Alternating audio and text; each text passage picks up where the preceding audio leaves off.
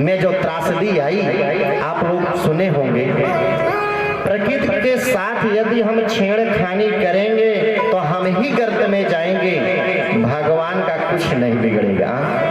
इतनी बड़ी प्रलय आई, आपदा आई, लेकिन भगवान और भगवान के वहां नंदी बचे रहे, बाकी सारा संसार नष्ट हो गया।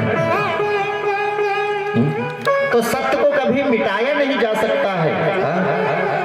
सत्य सनातन से चला रहा है, नारायण सनातन से चले आ रहे हैं, ना इनका जन्म होता है ना इनकी मृत्यु होती है। आदि मध्य अंत हीनाय निर्गुणाय गुणात्मने सर्वे समाधि भूताय भक्ता नामार्ति नाशिनी। जो अजन्मा है आप उसको मिटा सकते हैं क्या? जो कभी मरने वाला नहीं उसको आप मिटा सकते हैं क्या? अगर ये हम भूल कर रहे हैं तो यही हमारी अज्ञानता है, इसी को सुधार लें, हमारा भजन हो। सच्चिदानंद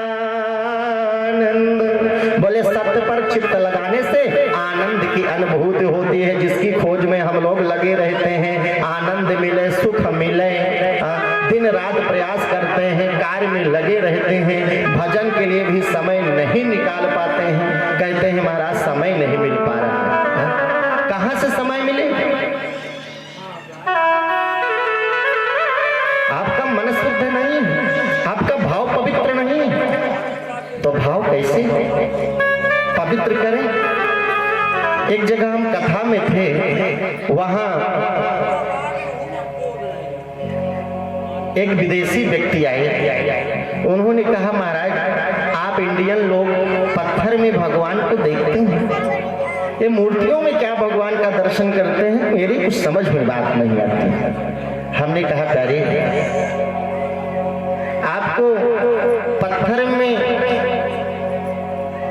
पत्थर की मूर्ति में आपको पत्थर दिख रहा है और हमको उसी पत्थर में मेरे भगवान दिख रहे हैं।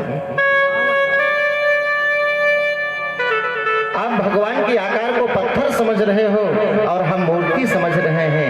फर्क इतना है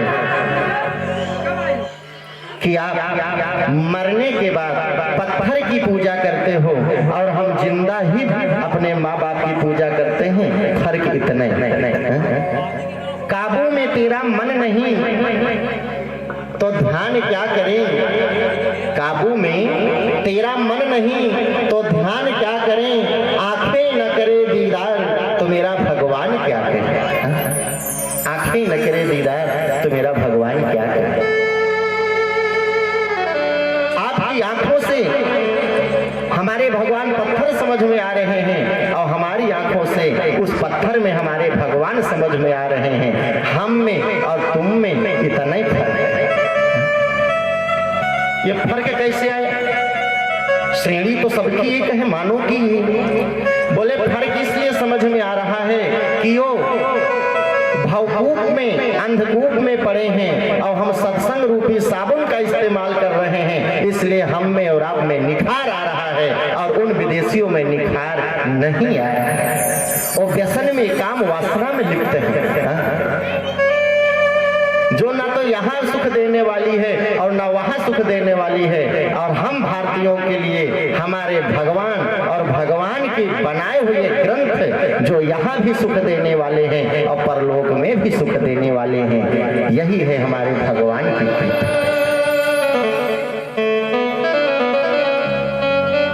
कृपा की जो होती ना